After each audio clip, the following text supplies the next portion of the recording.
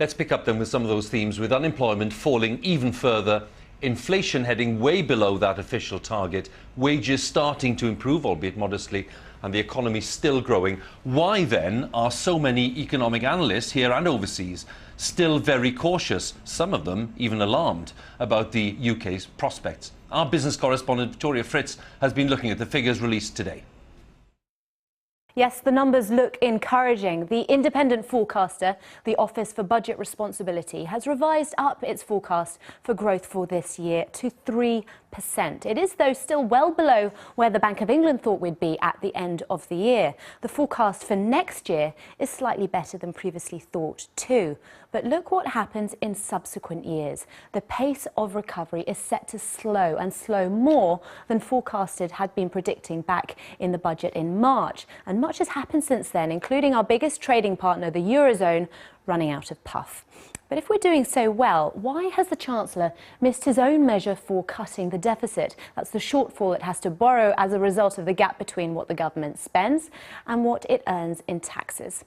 Well, we learnt from the autumn statement that the government expects to borrow more than £91 billion this year. It has fallen, but not as much as was forecast. This is what was forecast here in the budget in March. In the future, though, the deficit is set to come down more quickly, and a surplus is actually forecast for 2018. But of course, a lot could happen before then.